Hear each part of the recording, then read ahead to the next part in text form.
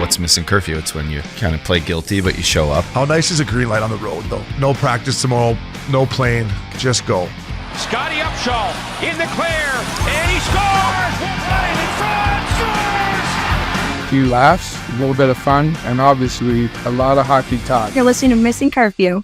Fellas, coming to you from Hall Pass Media, Newport Beach, this is Missin Curfew.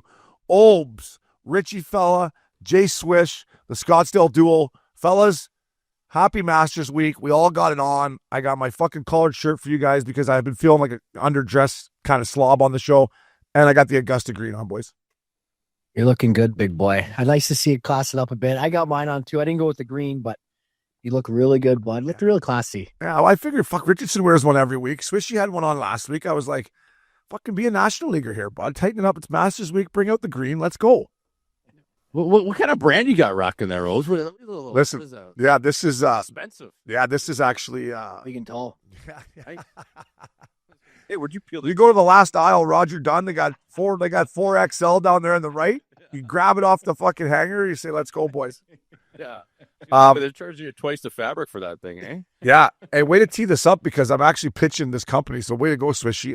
Extracurricular, it's called. Yeah.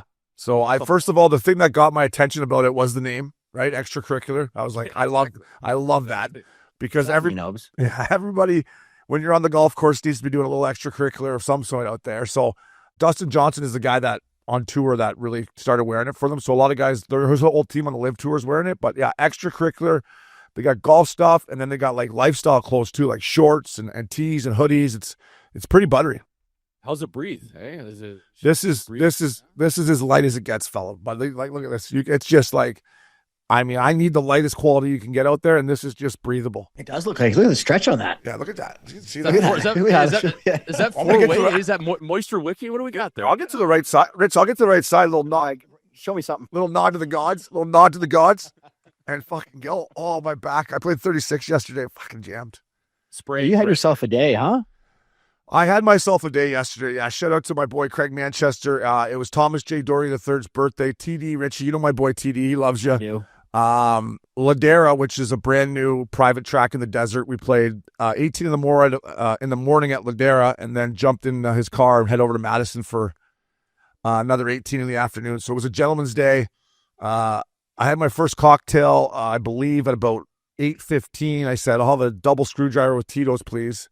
And by the time I got done the first 18 at Ladera, when we sat down for lunch, I was pinned. I was like, holy fuck, I'm in one here. Like, it doesn't take much at 8 in the morning, you know what I mean? Oh, it doesn't. Nothing in the belly. Nothing. Had a coffee. That was it. Just a coffee that I made when I woke up. I was like, all right, let's get it. You want a breakfast burrito? No. I'll have a double screwdriver with Tito's. Let's get her going here. Yeah. At that point, eating's cheating. Did you take the Sprinter van there, or how'd you guys get down there? Fuck, I got to toot my buddy's horn some more. We actually we jumped on his bird. 24 minutes. Yeah, 24-minute flight there, and I believe return it was 19 minutes. Yeah, up and down.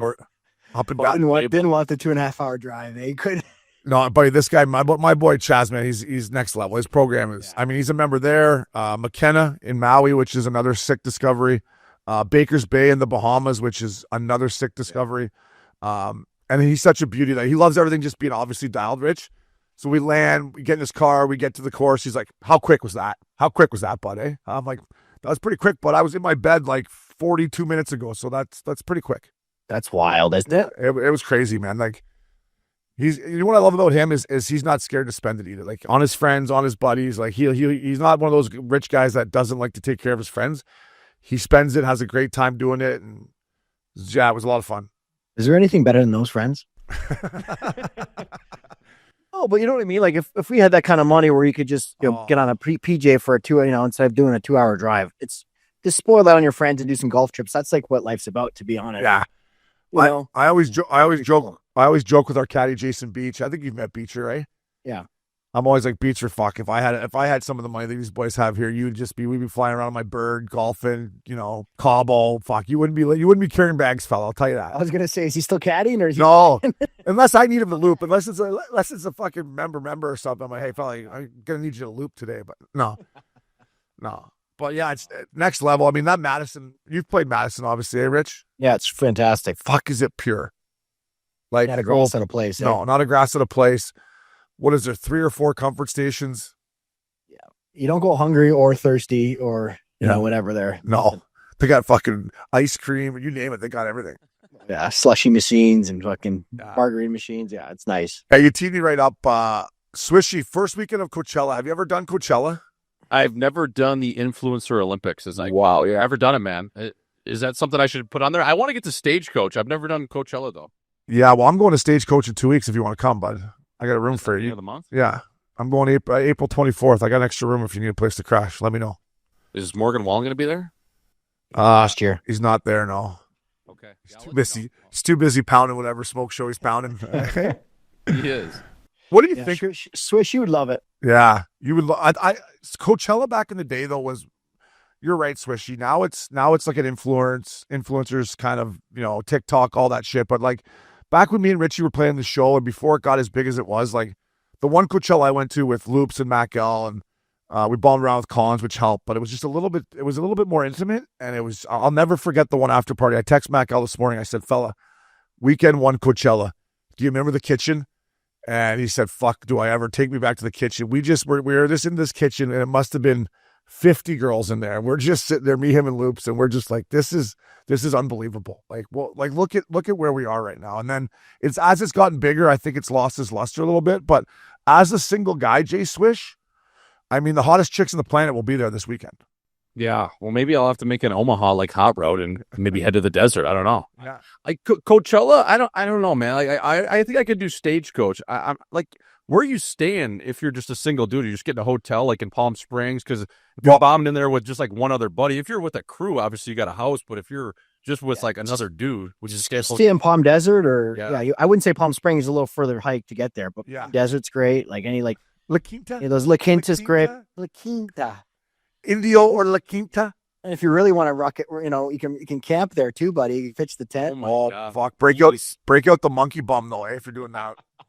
camp out. Oh my God. Holy I drove around that village though. It's actually they have like a yoga studio set up, general store. Like it's pretty nice to be honest. Yeah. Just this. It's more like glamping, eh? It's more like glamping. It really is. There are some people like do sleep in their cars and shit, but they do have some nice setups and like you can shower. They have showers and all that kind of The stuff. general too. admission camping is brutal.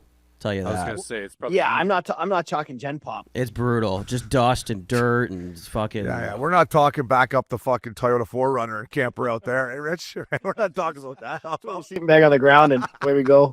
If you're out general, yeah, I was gonna say general admission. You're lucky to have a George Foreman grill with your stabbing cabin. That would be tough. The thing about Coachella is, and you know, Richie's talking about having friends that are super wealthy.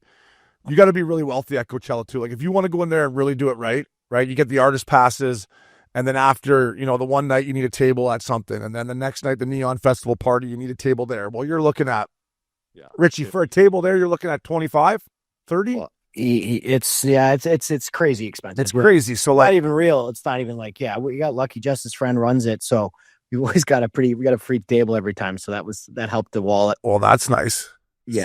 See when you're just dating a hot Hollywood actress, you get a free fucking table switch. So that's fine. Yeah. That was the whole point of it. I didn't think it was going to lead the kids to the marriage, but You're like, God, this is great. I'm just getting free tables every Hollywood party. This is unreal. Fucking right. exactly. Yeah.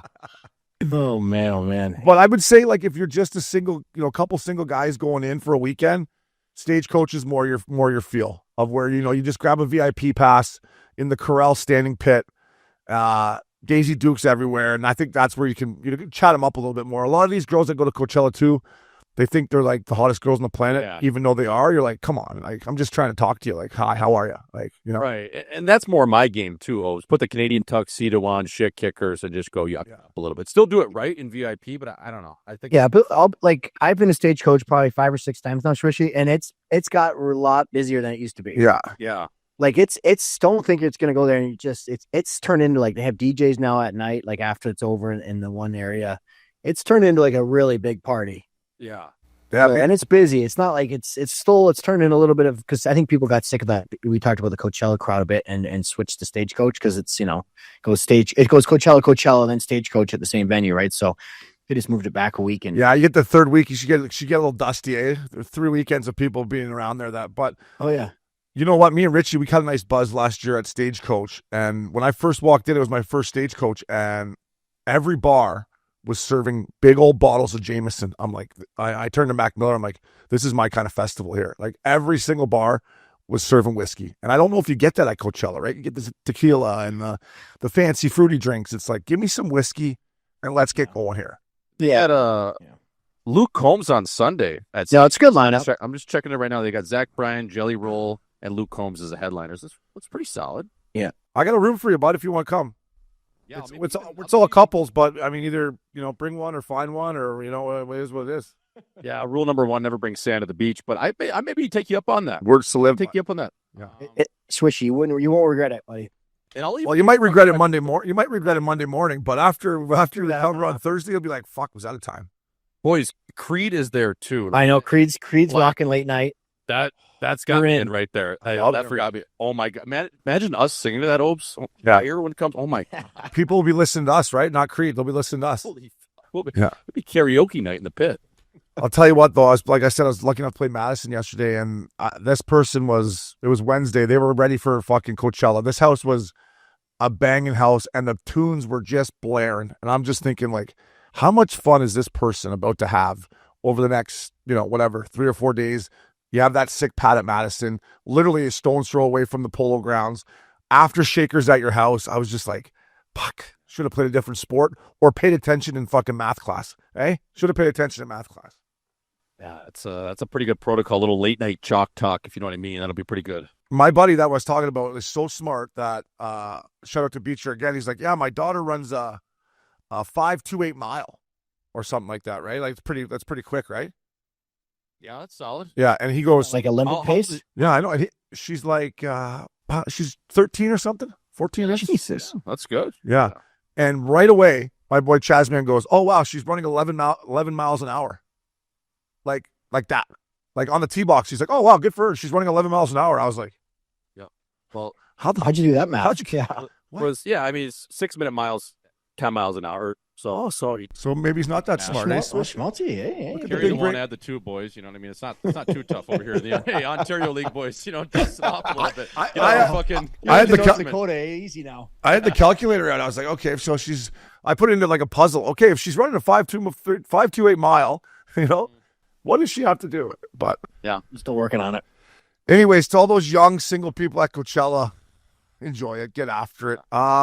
Speaking about young and single, Jay Swish, you're at my old stomping grounds there, and I'm pretty sure Richie has probably spilled a drink or two or had a drink or two at the old roller back in the day. But how was the live show? Is it just as greasy as I remember the old roller? How's she looking nowadays? Well, I'd only been in there, but the show was great. It was awesome. We did probably our best show yet in terms of just our delivery and, just the whole thing. And the crowd was unbelievable. They were asking where the big fella was, Opes, too, by the way. A bunch of guys were coming up to me like, where's Double Nickel? Where's Obi? Where's he at? I'm like, guys, I don't know. We wouldn't get him up here. Just didn't work out. But the funniest thing gotta about pick your the spots, roller, fella. Yeah, I get it. But the funniest thing about the roller is the carpet in there. Like, why do they have carpet in the bar? They should. I like it. Right? It's crazy. They should have hardwood in there, right?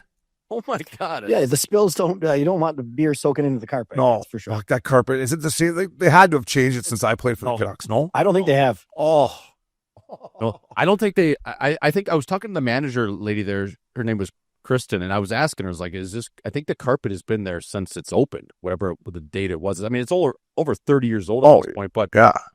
Dude, Sunday night, especially after a Canucks game, I mean, they're dog shit, and we'll get into that. But country night at the Roxy, like, fuck, it was pretty good. Like, live band, yeah, good showing for a Sunday. I was impressed. I really was, Opes. It was a nice time, man. It was that next day though, getting up, especially the roller closed at 3. We had a WestJet, aka Wrench Jet bird out of Vancouver right back into Scottsdale. Oh my god, dude!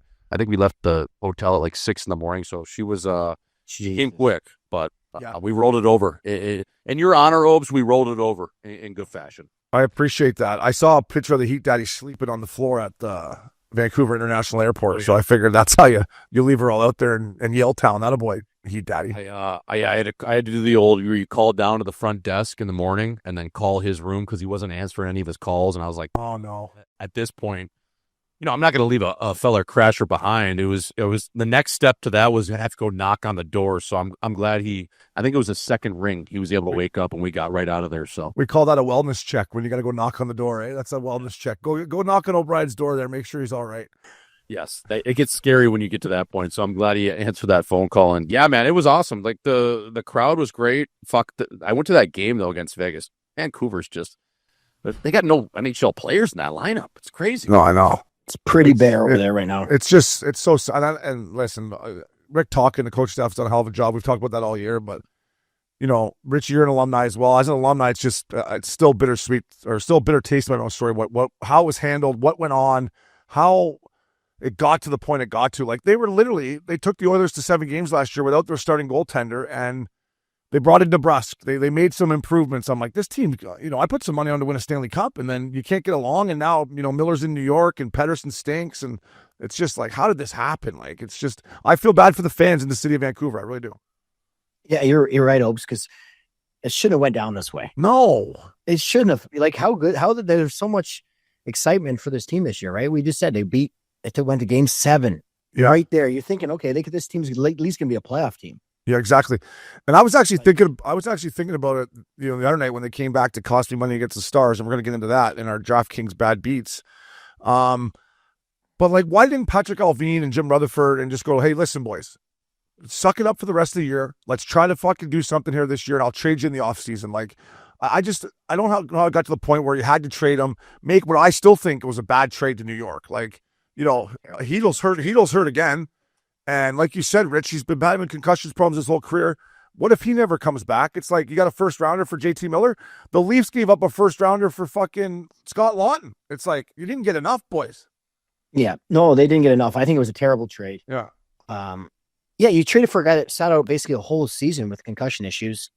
Gets dinged again. Now he's out again. And who knows what's going to happen? That guy, he's a good player when he's healthy. He's probably high-end number 2 center. He's probably a 3 right now, a good 3, but he doesn't play. Yeah. That's a terrible trade for a high-end centerman. It's terrible. And that's a trade for me that you need to be accountable for. And it might be one that you lose your job for because you can't find number 1 centers.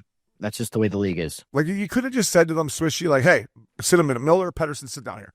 Yeah. You sit them on the other side of the dressing room. Stay away from each other on the plane. Fucking obviously you're not going to work. Put you on different floors. Don't talk to each other. Just shut the fuck up and let's play here. And you've been paid a lot of money. Just play. If you both play well, it's going to be easier to JT to put you where you want to go. Yeah. And you, Pettersson, you might just go back to Sweden to begin with here. But you know what I'm saying? Like, it just like, how come we couldn't down man to man and just they let it go way too far. They should have done that last season when there was issues. You know what I mean? They let it get into this year, creep in. They should have squashed it last year. And yeah, we're men here. We can get knocked to the wall and still play hard together. I'm with you. Like, is that's what it's got to the National League, Rich, is that, I don't like you. Fuck you. It's for the team. I'm here to win a Stanley Cup. I'm not here to be your best fucking friend. We're here to win a Stanley Cup. And like, that's all that matters. It's not about if I like you or not, or if you yelled at me. Like, give your balls a tug and let's get through this. And then in the off season, we could all just go our separate ways. Is the way I thought they should have handled it. Yeah, there's not a lot of teammates I haven't, really liked, but there's always a couple you're going to like see eye to eye with, but you just figure men, you figure it out. Yeah, exactly. Play your game and you don't have to hang out off the ice and get together and whatever, but it was really messed up, Obes. And I've never seen it get to the media and come out that bad. Like they handled it poorly, right? How did it get out in the media? How is it? Yeah, that's maybe it was our fault, but no, it was already out before you put your National League stamp of approval on it. But they didn't play it well at all, and it's too bad because that they have great fans there. It's a great city to play in, as we know, and Rick Tocchet is a great coach, and if you could give him for good players, he did a great job this year with not a great team. Exactly.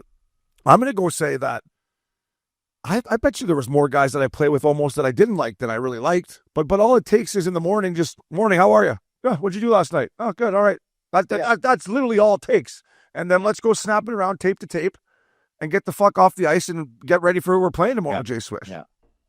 Well, especially when you let it leak out into the media, like Rich said, now JT Miller or Elias Pettersson, everyone knows in the league that you got to get rid of one of the two. So you're basically now put these guys on sale at a Nordstrom rack. And now it's to the point where you're not going to get the value that you could get for these guys when they're playing well, or the entire league knows that you want to make a move. And that's where I just think they kind of panicked and they kind of caved into what all the noise and everything going outside, where you just put your hard hats on and be like, look, boys, we're not moving either one of you fucking idiots right now. You're locked into your deals. You agreed to play for our team. You signed this long-term deal, and we'll figure this out as we do. You make a move like that, you run into a situation where you don't get the value for the player in return, and look at the mess they have right now. I mean, like, who knows if Quinn Hughes is going to come back? Brock Besser is another guy you didn't trade on, and you're probably not going to re-sign. How about your head coach? You've allegedly offered him a deal, but he's like, well, I want to stand pat here and see what happens with Huggy and Besser and all these guys. And I was just watching that game, like I said, and it's no disrespect to some of those guys in the lineup, but I'm like, how are they this much farther from where they were a year ago? It makes no sense. It's just we're asset management. Yeah. And can I just say this, Sush, when you brought up the media, those guys in Vancouver, I don't know if you didn't play in Canadian City, there's media everywhere. So now those guys have to answer those questions every single day. And that wears on you too. So at some point you're just like, you've had enough. And then JT's probably going, I want out of here. Like, I can't take this. So they made a big issue out of it that it didn't have to be. You could have just squashed it right away and just came out with, even management, the players, who knows, or even come out together as Pettersson and JT Miller and be like, look, there's no issue. We're going to grind this out. We're looking to win a Stanley Cup. Boom. It's all done. But it was a drama-filled series, boys. It was like a soap opera. Yeah. It really was.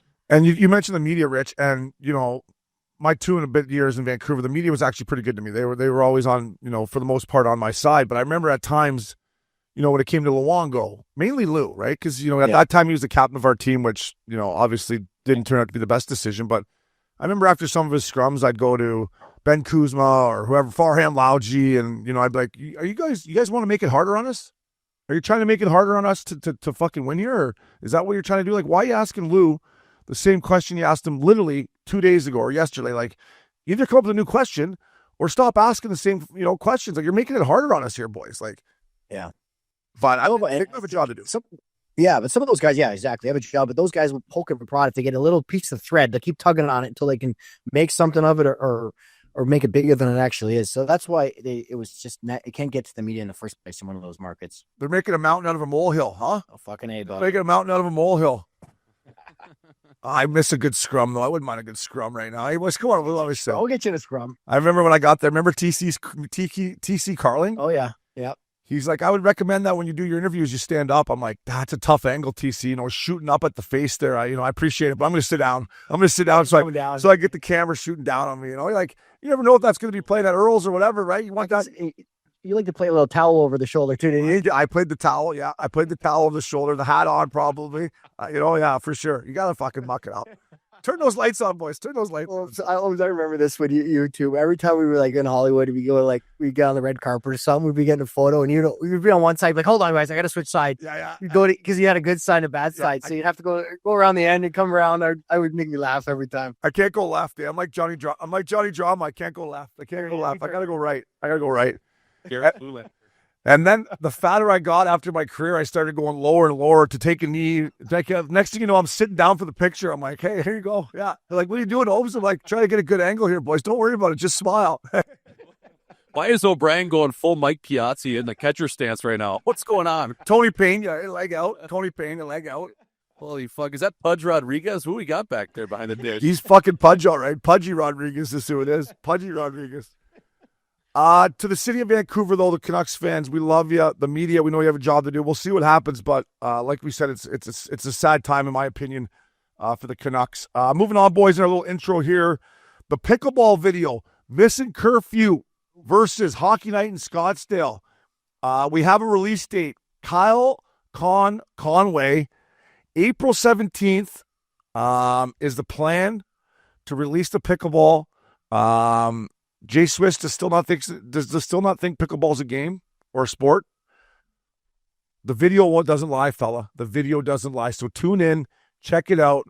We'll tease it even more. But Swishy, April 17th, Missin Curfew, Hockey Night in Scottsdale. The video, baby. I'm fired up to see that tape. We could have used Richie Babe in the mix because he's just a gamer. I know. We'll leave it at that. But yeah, man, pickleball's still not a sport. I don't believe in pickleball, even after watching tennis at the Miami Open, even playing a little bit myself, and just watching the pickle dickers the other day. I'm like, come on, like, is this really something? I was talking to even my swing coach, my tennis guy, and I was talking about pickleball. I'm like, dude, fuck, like, I don't know. Like, I'm not a very good pickleball guy. He's like, don't worry about it, but that's not even a sport. So he gave me a little tire pump over there. But hey, Richie, we're going to have to get back out there and play some tennis, fella, because I liked your game. I really. I haven't played since that day, and the next time we'll probably be with you again. But yeah. I was anytime, buddy. I'm available. Let's get going. My knees are feeling a bit better. Everything's coming around here. I've been out a little Hulk prick you lately. So Can you play 3 sets? I don't know if I can get a full 3, but No. Nobody. Do you play 3 sets every time, Swishy? Yeah, 3, and then we'll hit afterwards too. Wow. yeah. Well, that was my first time in a few years or whatever. Switch. So I gotta hit a. Yeah. Let me build up. Let me get a little base going. Build you up, baby, before we break you down. Swish, I was going to ask you this, though. My daughter plays tennis and pickleball, and she was asking me, she's like, getting to the age, she's going to be 10 this summer, but she was asking me about like scholarships and stuff. We were having that chat about sports and all that. And is pickleball going to be a scholarship sport? I don't think it's an NCAA sport right now. Some teams or universities might have it at the club level. But I don't think it's not a full Division I sport. I mean, they have a professional pickleball tour. I know that because I see it on TV from time to time when they're just trying to fill TV spots for, the noon to 2 o'clock hour on the Ocho Wednesday. Yeah, on ESPN the Ocho. But Yeah, not officially sanctioned yet, but they say it's on the way. It's on the way? That's what they're saying here. It's You're thinking dollars and cents over there, next, eh, Richardson? Next big NCAA sport, but not officially sanctioned yet. And she's like, I gotta go out there on the pickleball court, get her a scholarship for pickleball. Up at Pine Canyon, get her some lessons. And you're just out there with the chair throwing it at her. Come on, we're gonna have forehand. Come on, honey, no, because that game has exploded in the last few years. So I'm kind of thinking, like, if that's where it's gonna go, people are gonna want to play, and it's it's become a big game. Yeah, listen. You know what, Swishy, you and the Heat Daddy, you guys battled. It was a good battle, and you guys were better than we expected. For your first time playing, you can tell you guys played tennis, and there's some different strategy that you guys learned throughout the games and stuff. But like, I'm just saying, if you get 4, ex-national leaguers out there, or 4 somewhat athletes or tennis players, you start snapping around, you can get a little sweat going. That's all I was, kind of saying. And the video will prove one thing. Jay Swish was sweating like Patrick Ewing when he played for the fucking Knicks. So you can say it's not a sport, baby, but we had you running around there a little bit, and you were leaking. A couple towel breaks. I mean, I sweat in a cold tub, so that's just a good pre-lather I had on there, Obi. But yeah, lastly, what I'll say on pickleball is it just becomes a slap dick fest right at the net. And that's all, like, you know what I mean? It's just like hitting a pinata. So you got to have quick hands. Obes, you do have quick hands, but yeah, man, that's the tape will show it. The tape will show it. And it was a good match. It was a good match. Thursday, April 17th, boys, on our Missin Curfew YouTube channel.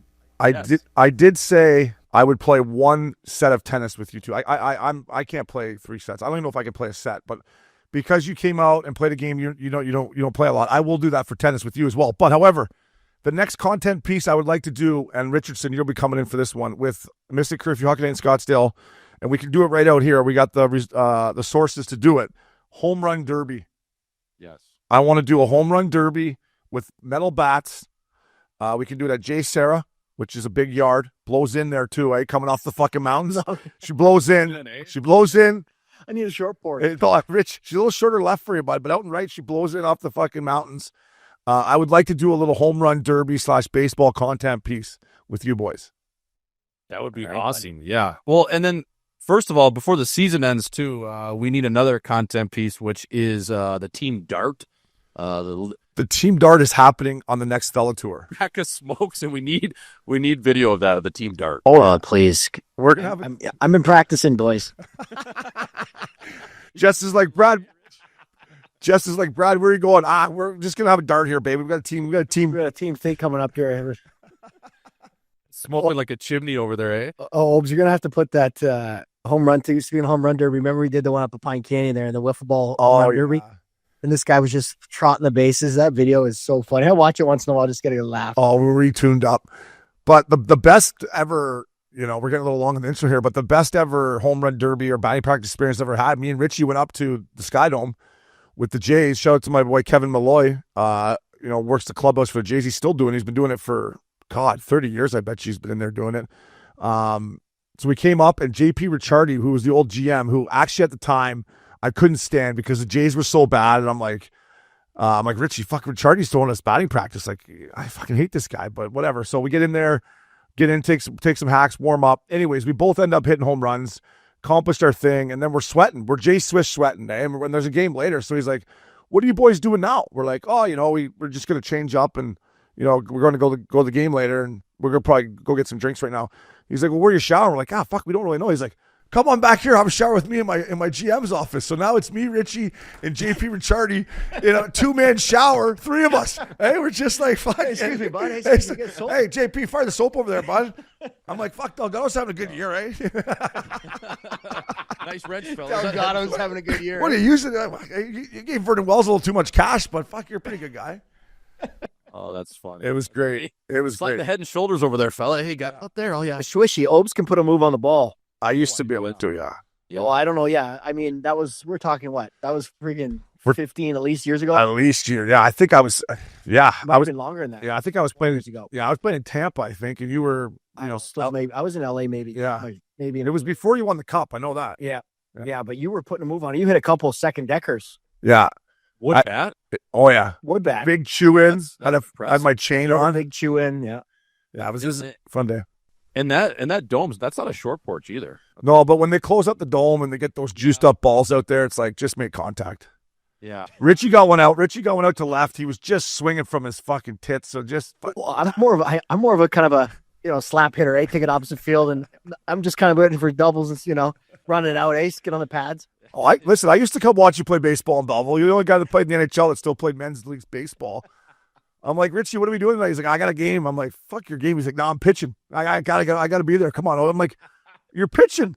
He's like, yeah, the boys need me. I gotta go 7 tonight for the boys. I'm like, hey, guy, you just won the cup. You just won the cup in LA. He's like, yeah, I know, but fuck, it's a big game here for the boys. Can't let them down. The boys need it, eh? Yeah, I'm like, let's go to Little Texas, get pinned. You're like, after the game. Little Texas gets a shout out every episode. I love it. Oh, yeah. We have some nights there in the old Belleville Club. Oh, swishy. Some nights there. Some nights that turned into mornings, fella. They turned into mornings. But yeah, so thank you to Kyle Ice Pick for chopping that up. Swishy, if you want to look at it before we put it out, put your creative juices on it. That would be awesome as well here. Boys, some sad news here before we head into our first break. A couple tough losses for the hockey world. Greg Millen and Ray Shero have passed away on us. I didn't know Ray. I did know Greg, though. My uncle played in the NHL for a while, and my hometown's about 20 minutes from Peterborough. So Steve Larmer, who's an absolute beauty, used to have this tournament for the Peterborough Professional Alumni Association, was called. So all the guys that played in the NHL or pro hockey around the Peterborough area would come in for a golf tournament every year, and Greg was there every year, and it was kind of when I was coming up and then finally made the NHL, and I always liked talking to him, and then I would see him out, around the rinks throughout my career when I was playing in the NHL, and was just a great guy. And, the Flames were in town a couple days ago, and all those boys were pretty upset about it, obviously. So to his family, our condolences go out, but it's never easy, boys, when we lose a couple guys from the NHL. So our condolences go out to both those families. I don't know if you guys knew either one of those guys, but I did know Greg. So it's a tough loss. Yeah, I just like Greg had a great take on the game. Great voice and just a lot of good insight. But I got to meet Ray this year when I was working for Calgary. I saw him at probably 40 games. Really, really kind of funny, caring guy. And I don't know what happened. He looked great last year, and really sad news though. Yeah, I don't know if we want to say what exactly it was. I believe it was some sort of cancer, boys. But Ray Shero was put together that 2009 team in Pittsburgh. Yeah, they won that cup with Sid. His dad, Fred Shero, obviously longtime NHL legend, coach with the Philadelphia Flyers back in the day with the Broad Street Bullies. So, yeah, I didn't know him too well either. I just remember going to the Combine when I was about to get drafted, and he was such a good dude, American-born GM. Yep. Played college hockey at St. Lawrence. So, just thinking about that. 62 is young, and I believe Greg was young as well. So, it's just it's sad, boys. Yeah. Yeah, well said, and that's what you got to enjoy every day, boys. But anyways, our condolences go to both those families. We'll be right back here on Missin Curfew. Hey, fellas, do your balls stink? I've been there, and that's exactly when I turned to Mando. I've been using Mando whole body deodorant, and honestly, it's a game changer. Whether it's my pits, balls, or even my feet, Mando's got me covered. I personally love how it works all day, blocking odor for up to 72 hours. Plus, it's safe to use anywhere. Yes, even your belly button and butt crack. What I love most, the formula is powered by mandelic acid and it's free of parabens, baking soda, and aluminum. It's clinically proven to control odor better than just soap alone. Seriously, it works. So if you want to smell fresher and stay drier, head over to shopmando.com. You can grab their starter pack, which comes with a solid stick deodorant, cream tube, and a couple of free products like body wash and wipes. And for a limited time, new customers get $5 off using the code CURFEW. That's 40% off. Don't miss out. Go to shopmando.com and use curfew at checkout. Welcome back to Missin Curfew. Fellas, Masters update. No. Justin Rose, 7 under, coming to 16. Scheffler, little 68. Corey Connors, good Canadian lad, little 68. And my horse, Rory McIlroy, 3 under through 11. I love that leaderboard. It's nice. Did you see Freddie Couples today? Had 1 under, nice round. Did see Boom Boom there with all his new hybrids he's got there. He made a little dunker on 14 with his. But he shot 1 under, the old dog. Yeah. Is he using a yellow nugget out there? He is using the yellow nugget, Freddie. Yeah. The yellow nugget, eh? Yeah, he's using the yellow nugget. He loves Augusta. His back's jammed up. Like, I've been lucky enough to play a few rounds of golf with him, but I used to see him around Big Canyon quite often. Now he doesn't play a whole lot of golf, so it's good to see him out there. Hopefully he can hang tough. He was 7 of 14 greens, so he obviously missed it in the right places, and then got her up and down. That's a veteran, bud. He's wily, isn't he? He's wily. He is wily. So, I love this weekend, boys. I can't wait to just put the feet up for the next. I might not even play Friday golf tomorrow. I might just put the feet up and marinate for 3 days straight. Right? Like, cleaning lady's supposed to come tomorrow. I might cancel that. I'll get a fucking mop. I'll cancel that. Like, let's get a lady on that, eh? Hey, Obes, do you see what Brooks Koepka said, though? I loved his take. He was talking about Panic Wednesdays, and he was talking about after the guys, usually finish up their Wednesday round, and you see it on the range, like all the guys just grinding out, like whatever they got going on. They got their swing coach out there, their agent, their wife, and you see it. He said you just see it, especially around the majors time, is you see guys like grinding it out till dusk. It's like, boys, if you haven't figured out your swing yet, good luck tomorrow, because we're going right into the thick of this tournament. So I just thought that was so funny. He was talking about Panic Wednesdays. I love that term. Yeah, no, listen. And by the way, Max Homa, you could put him in Panic Tuesday or whatever it was. He hit 240 golf balls on the range the other day. And Max has been struggling. He's fucking, I heard it today when I was watching the coverage. He's dead last on the PGA in scoring this year. Dead last, Max is. So, but listen, he's playing all right today. But yeah, I'm with you, Swishy. Like, these guys that grind. But that's just the mentality of golfers, man. Even at at Picky's, Todd Pickup's tournament, the Hogue, these old boys would go out and play.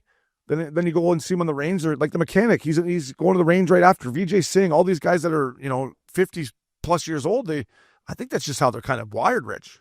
You know how golf is, Obes. Like, we played enough golf in our lives. It's always something. Like, you're always trying to find a little something. Yeah. You lose it for a second, then you like working on. Oh, I found something, and then you play good for a week or two, and then you lose it again. Then you got to find something else. It's always like a little tweak here and there. You know what I mean? Yeah, I try to find the right cocktail. What do I want to drink today? That's usually where I go. But if it's the winter years out here in California, I usually go whiskey ginger. Then when it starts getting a little nicer, Tito soda, a little splash orange Gatorade there, and then after Memorial Day weekend, I usually get the tequilas flying. I get a little tequila with a little grapefruit or a little pineapple in there for me. That's transfusion it up or no?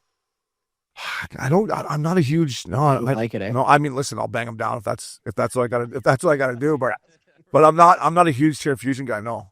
I find it hard to drink whiskey on the course. That just doesn't seem like it's going to soothe your itch. You got to try a little harder, buddy. You got to try a little harder.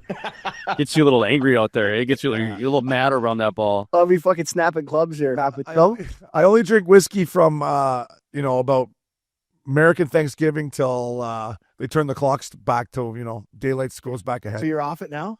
I'm off it now. I'm on the Tito soda, little orange Gatorade Zero on there, and keep them coming. Keep them spring drink. Keep them coming. You get your seasons dialed in with your drinks. I like that. Yeah, and then smart. I'll tell you what, we get a little shot of tequila at the turn, and then one out on the back nine, and I'm feeling pretty good. A little stogie. Next thing you know, it's feeling pretty good down the stretch there. 15, 16, 17, 18.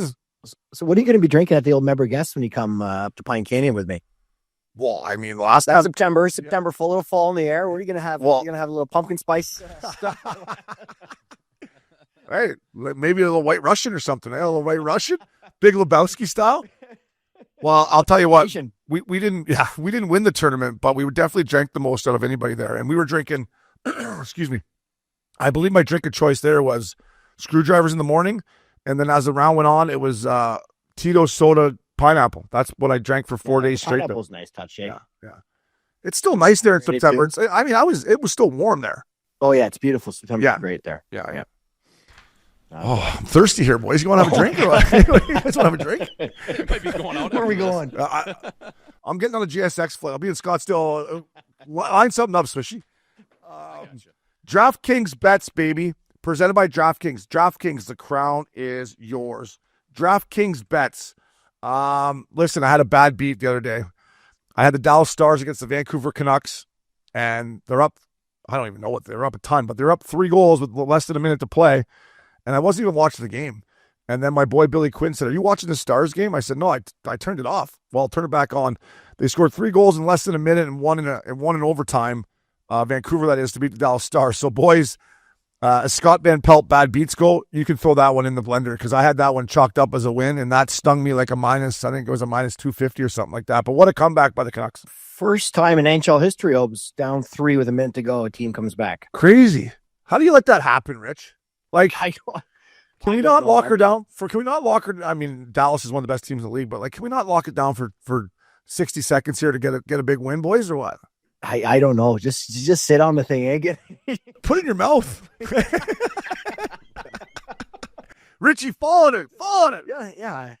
I don't know. I couldn't believe when it was going on. They got every little bounce though too. It's one of those ones, perfect storm, right? But yeah. And then on to some good news. Vegas versus the Avs. Sorry, my Avs against Vegas the other night.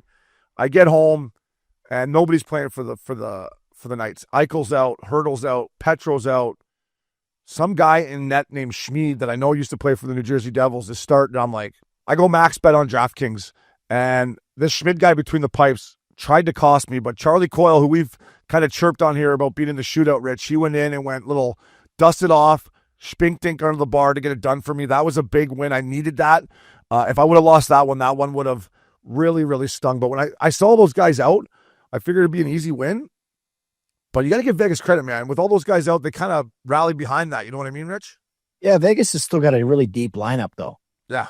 No, I know. Like, you know what I mean? It's not like when they take guys out, they have like Ben Hutton comes in and plays really well for them. Like they have 8 really good a D, so they can sit a couple guys out. They have really a good forward situation going on. So I'm not worried about Vegas' depth at all. No. I know what you mean though, but that was a good move. He tried to pull Nate came in and did kind of the same move, but hit the post. Yeah. No, that was a sick move. His release is like, by the way, Nate McKinnon out tonight against Vancouver Canucks, still took the Avs. I was going to go max bet, but then I looked at the line. It was only minus 185 on DraftKings. I'm like, that's weird.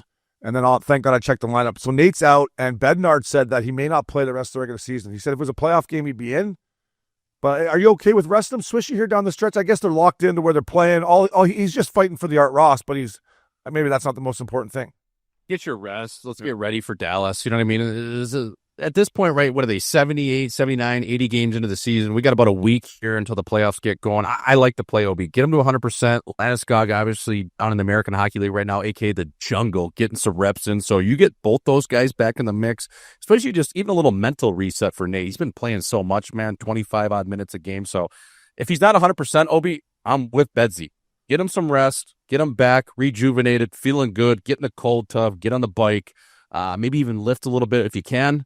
Get ready for playoffs, baby, because we need him buzzing. I think what you're trying to say is rest is a weapon. I think that's what you're trying to say. 100%. And I used to tell my coaches all the time, hey, rest is a weapon here, boys. Don't be afraid to use it. But I'm okay with him sitting out. I mean, I would like to see him win the scoring race because he has been a beast all year, but I'm good with him being healthy. I'm worried, Rich. I was fired up a couple weeks ago with the Avs. I'm worried about them having to play Dallas. I'm still going to take them, but I don't know, man. Yeah, I mean, I think probably they had a conversation first of all about the rest. I mean, it was probably his decision, right? Like, oh yeah, I'm good with it. Let's sit out. But I'm just looking at it right now. I just pulled as soon as he's told me he's out. I started looking at who's going to have a big night for the Avs. Brock Nelson, right? What's Nelson? What's it? I got Nelson. I got some shots looking at here. I mean, these odds are looking very bloody. Hey, Richie's betting on DraftKings is like that old song. Shots. Everybody. Connor Garland's sitting on 19 goals. He'll be a shooter tonight. So you love the shooters, the prop bets for the shooters. You love it. I love it because your odds go from minus 280. Now I'm at plus. Right now I'm just tickling it here. I'm at plus 234 right now, and these guys are all hitting it. So you gotta like that confidence, Swishy and Amazing. They're all hitting it. They're all hitting it tonight. Big shots guy. I like that though, because then it buys you down a little bit into the odds, and especially with Garland, he's gonna be triggering. I mean, Garland, he wants 20, buddy. He said he's shooting. He's shooting from the parking lot tonight. Right, and he'd be low on those edges, right in front of the net. He's gonna be giving second efforts, and I like that too with even Brock Nelson or someone like that might slide up the lineup too, even for the Avalanche with McKinnon out. That's exactly it. First PP unit, Natchez. Yeah, Natchez is back in tonight too. He was out there tonight against Vegas. I didn't see that in the old notes. I'm like, after the game, I'm like, where's Natchez? And I look hurt. I'm like, fuck, could use him out here right now. So he's back. Yeah, but I think what you're saying about talking about Dallas, I actually like the Avs. I'm going to bet the Avs in that series if that's going to be a matchup, right? So I'm going to take the Avs. I just think there's too much high end talent with Makar and McKinnon and the rest of the guys. So, and you know what I do like about the Avs too is they got two really, really good goalies. Yeah. So if one's not playing good, boom, you just put Scotty Wedgwood in, or you know what I mean, and vice versa. So that's a nice thing to have because goaltending we all know how important that is. For sure. Is that a series that the boys might have some interest in, maybe follow to or going into? And if we did, we would rather go to Denver or Dallas? Dallas. Yeah. I mean, Nick and Sam's easy question, eh? Dallas for sure. Yeah. Yeah. I would be good either way, because we both played there. Yeah. I got a little more pull in Denver than I do. Well, actually, we got Billy Quinn on our side in Dallas. We got Billy Quinn. Yeah. That'd be great. That series is going to be a lot of fun to watch. Or we can do the LA at Edmonton and just the boys come into LA and we go out. That's always an option too. Sprinter Van to Hollywood. Either. Yeah. What's wrong with that either? Yeah. Maybe play Bel Air with Stoley and Teddy before. Yeah. You're speaking my language. I'm just spitballing here. Richie, any other DraftKings bets maybe over the last couple of days that you've been hitting or losing? Last night I thought the Flames, after golfing with you, big boy, were going to pull it off. They let me down last night, but I did take Edmonton last night because of McDavid coming back. I took Edmonton to win that, and they pulled it off late. So had a decent night, but I'm gonna figure this little shot parlay out here, and I'll keep you posted. That was a pretty good hockey game. Actually, when I got back last night from the desert, I was watching it one-eyed on my couch, but pretty good hockey game. Nice to see 97 back. Corey Perry doing his thing. I don't know about Edmonton, man. I really don't know what to think about Edmonton. Obviously, Draisaitl's resting up as well. McDavid seems to be healthy from what I saw last night. We all don't love their back end. I do like their depth up front. Like, what are you guys feeling with Edmonton and LA as of right now? Like, it's just so much uncertainty in Edmonton, isn't it? A ton, but it's like, I can't believe we got to watch that series again this year. This is the fourth or fifth year in a row.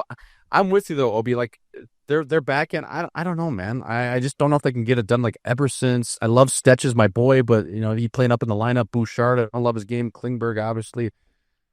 There's a lot of holes there. Those guys, McDavid and Draisaitl, they're gonna have to average probably right around 2 points a game, or a little bit, maybe even more, to get through. Even, I mean, LA maybe not, but as you go into the later rounds, Rich, don't you think like for them to go on a long run here, they're gonna have to play out of their mind, aren't they? Yeah, and I don't love the fact that they're banged up starting the playoffs. No, I know. You know what I mean? Like, I don't know what's going on. McDavid looked amazing last night, obviously, but they've been banged up. You don't think LA is going to know all this? They're going to be. I know it's tough to hit these guys and get licks, but they're going to be giving little shots everywhere. Draisaitl, who knows what's going on with him? I don't love their back end ever. I don't love their goaltending. So yeah, like you said, Swish, they're going to have to play those two guys. I agree with everything you guys are saying, but they have McDavid and Draisaitl. I know, but if they're healthy, that's a different story too. Yeah. So I think it's LA's year. I think LA beats them. You know what? Really? I think if out of all the years that they've played, I think Swish, you said this is the fourth year. I think this is the best chance the Kings have had. I'm still going to take the Oilers if Draisaitl and McDavid are both playing, obviously, because I don't think the Kings are better defensively than they were any other year, and they couldn't slow down McDavid and Draisaitl, and I don't think they're going to be able to score. As bad as Edmonton's defense can be at times, I don't think LA can keep up with the scoring of the Oilers. So unless these are going to go old school, Jarrett Stoll, Brad Richardson Kings of where you're going to beat us 3-2 or 2-1, I just don't see them getting by Edmonton with a healthy McDavid and Draisaitl, Rich. Yeah, but you know what? Just to kind of go back at you a little bit here, they had them 3-0 last year to go up 3-1 in the series. 3-0 at home. They couldn't get a save. I know, that's they had true. a different goaltender in that who's had a hell of a year. They needed one save last year to beat, and they were going to go up 3-1. That series is pretty much over. Yeah, no, you're absolutely right. I was watching that So game. that's how close that line was, and they didn't get any saves when they needed them last year. No offense to, I think it was Talbot and net, but if they get some goaltending, they're going to beat them. It wasn't their power play last year, Edmonton versus LA. Wasn't it ridiculous, Rich, too? It was like over 30%. Wasn't like, I think he was even higher than that. I think he was even higher than that. right. So like if their power play is clicking at 40, Yeah, you got to be You can't take penalties. you can't take penalties against them. Yeah, You can't take penalties. You can't give them more than 2 a night. That's just the bottom line. yeah. Like You know, I would have been not playing in the series against the Oilers. Probably they would like, oh, you just take this series off, bud. You stay ready for the next one here. We can't have you taking 2 dum-dums a night here with McDavid and Draisaitl buzzing around, fella. They need Stoley and Richie Babe in the circle and just in case they go into PK, nose over the puck. I'd them back. sign over the circle. I'd sign both of them right now, Richardson and Stoll. Find a way to squeeze them in under the cap. Let's get them out there for playoff time. Your head, where your chin, Richie, used to be like 6 inches over that circle, eh? Just sniffing. oh, buddy, I would just take. The guy could half the time I got in there. I always try to get in first, and I take the dot over, and like my feet were always fine, but I get over and the ref couldn't even he's like I can't see, and then the other guy couldn't see and then I just dive at his shin pads, and people got so pissed off. You're like, well, if you can't see, move your head because I'm not moving mine. So. I ain't moving, but I'm locked in here. You knew you used to do that too with Kessler. How was he to take got face? low, too. Yeah, he got low and always got his big old head, big nose in there. Like he was a good face-off guy.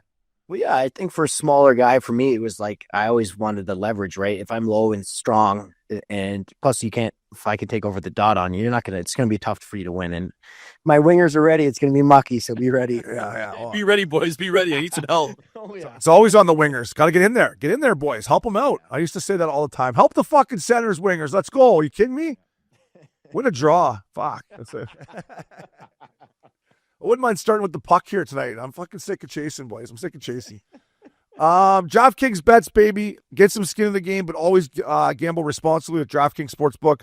DraftKings lock of the night, boys. Obi, 17-9. Swishy. Fuck, are you seeing the ball well? 12-2. The up dog is 11-9. And our boy Richie fell to 6-6. Pittsburgh, Sidney Crosby, Fountain of Youth went in there, had a hat trick against you. So, Richie, lead us off, buddy. Who you got your DraftKings lock of the night? Oh, boy. I'm sorry, listeners. Hey, I'll be better. Hey, I'll be better. Keep swinging, bud. Go with, you know what? We talked about this the other day. The Sabres have been so goddamn hot.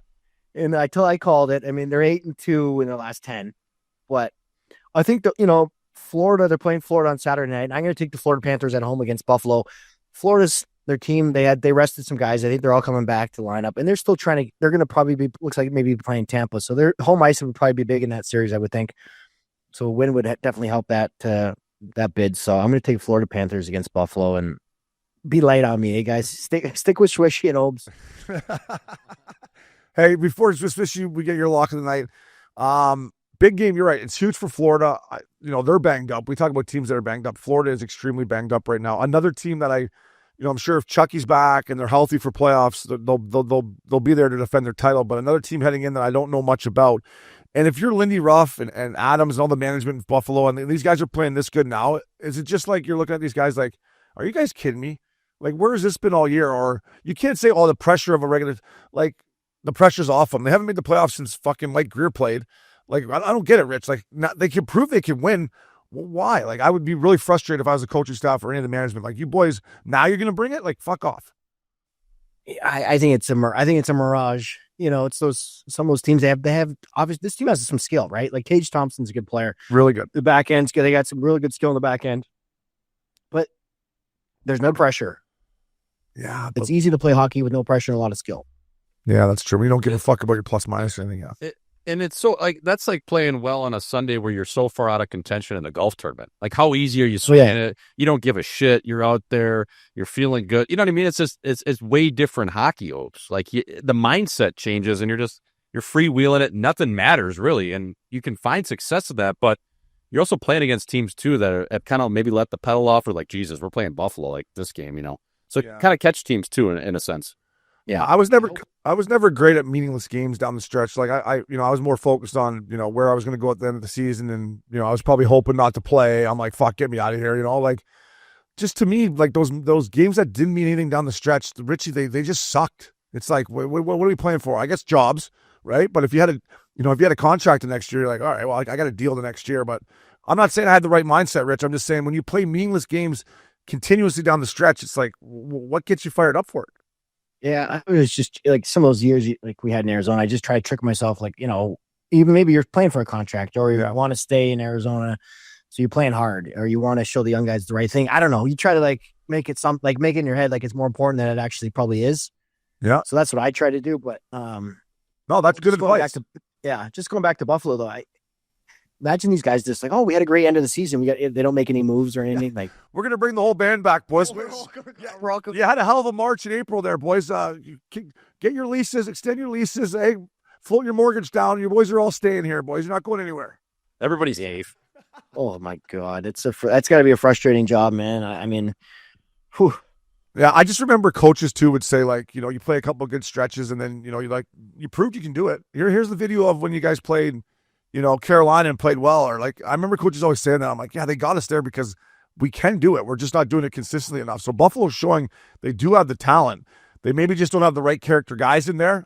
To me, I think it's a dressing room character thing. Like, yeah, they got lots of skill, like Richie said, but like, oh, you're playing well now. Who gives a fuck?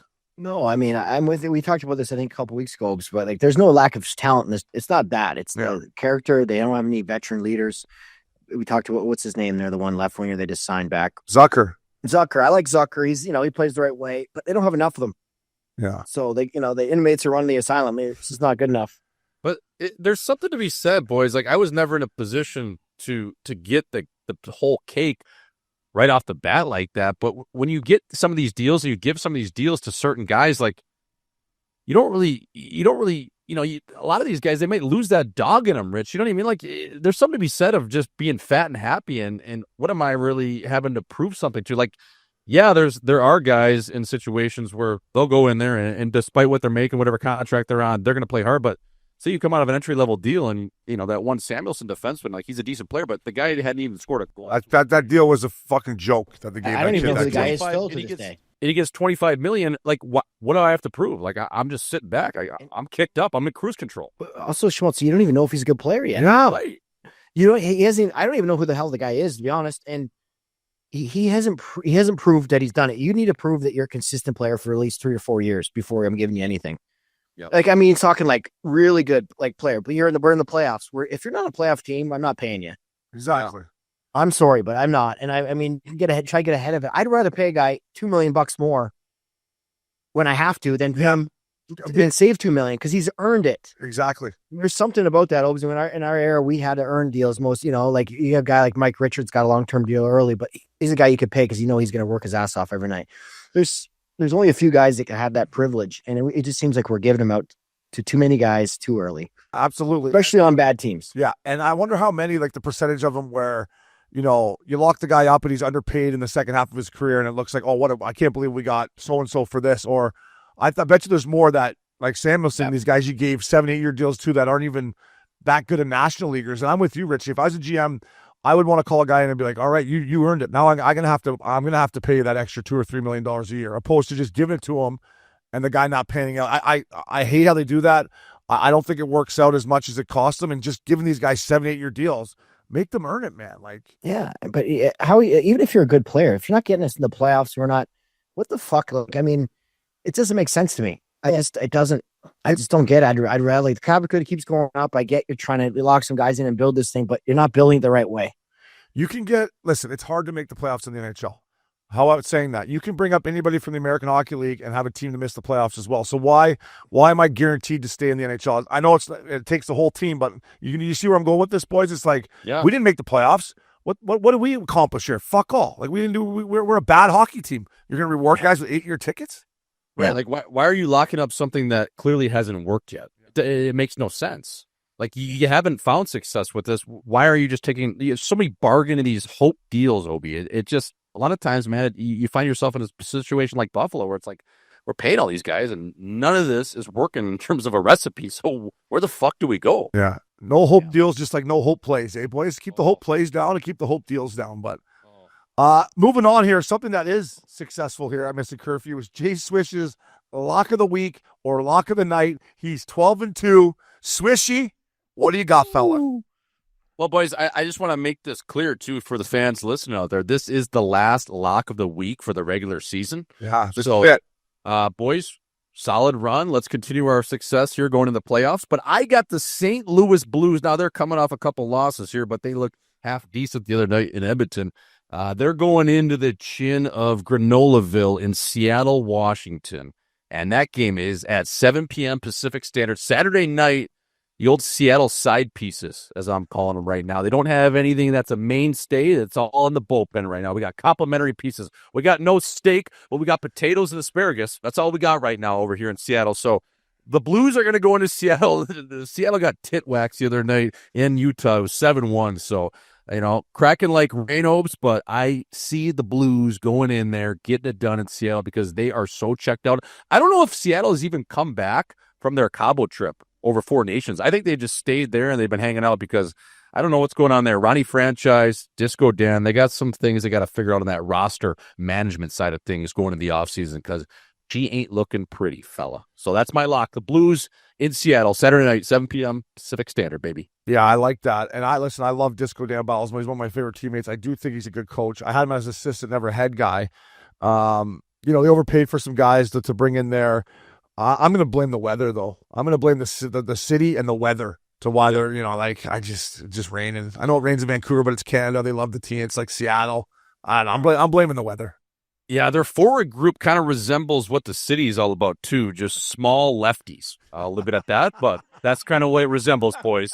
10 left shot forwards kind of all play the same style. Small lefties. Wow, that was fucking mic drop. Mic drop. Wrap the show. It was fantastic. Fantastic.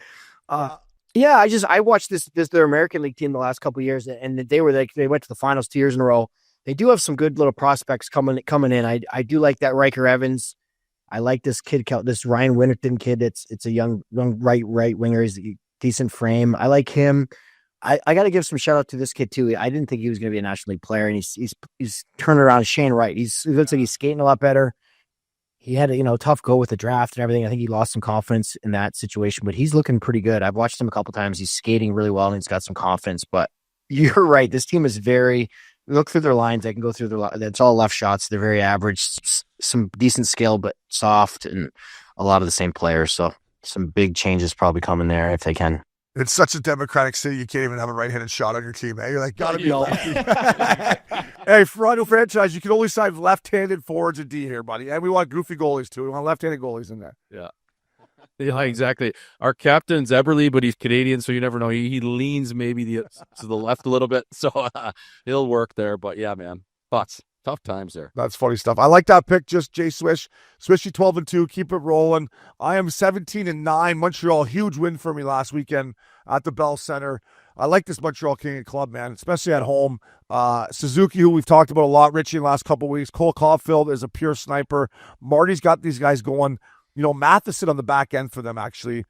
Skates well, I mean, he's just rock solid back there for him. Montembeault's been kicking. It looks like they're going to get in. So good win for them last week for me at the Bell Center. Moving on, I'm taking the Carolina Hurricanes against the New York Rangers. Carolina's absolutely humming right now. They're going to play Jersey in the first round. I'm going to absolutely slam the Hurricanes on DraftKings in that series. I just think whatever's going on in New York, it's not JT Miller's fault. I believe he's got 26 points in 26 games or something like that, but they're done. So I'm taking the Carolina Hurricanes against the Blue Shirts for my lock of the night, boys. Moving on here, DraftKings top titty. Shout out to the winner, Big Stein, 9267, 135 points. For the Missin Curfew roster, Conway, 21st, Princey, 24th, the Captain Brento, 27th, Olb, 35th, and oh no, the honeymoon phase is over. The honeymoon phase is over. Richardson, 41st place. Talk to me, Rich. Talk to me. I went with a young lineup, man. The young kids didn't show up. Yeah, see, you can never trust the young pukes. You never know what they're going to do. I went with a smaller, speedier squad. I went Braden Point, 11 points for me. Nick Suzuki, 20, had a big night for me. Cole Caulfield only got me 6. Bjorkstrom in Tampa got me 10. Barbashev killed me, only got me 1. Morgan Riley had a good day for me. Falk and Montembeault, and then I had Braden Shen. Just my boys couldn't get it going. They all just had average nights, and when it comes to top titty, average is going to do it, Rich. That's right, buddy. I mean, I had this little Blake kid who's been playing great for Carolina. He went with the donuts across the board for me. So Sorelli 2.6.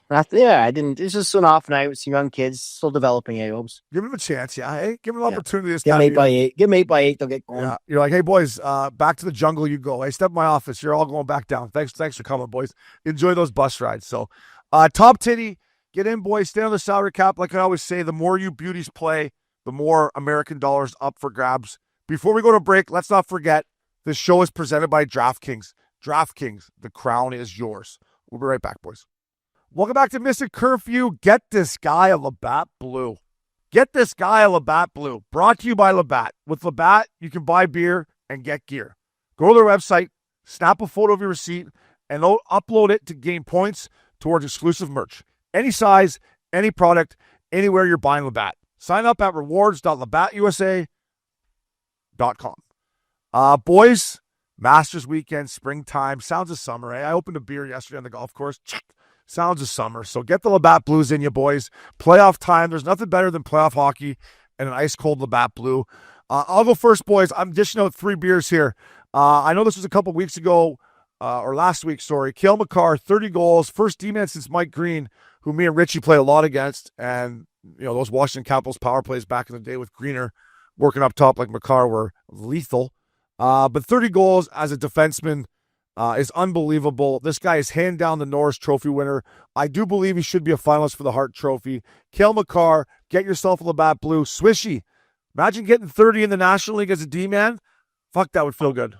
I don't even think most seasons I had 30 goals in practice, if we're being honest here. No, I know He's insane. Like, the first D-man since 2008, 2009, and Mike Green, who used to use that old Stealth CNT stick, sick little sack kick curve on it.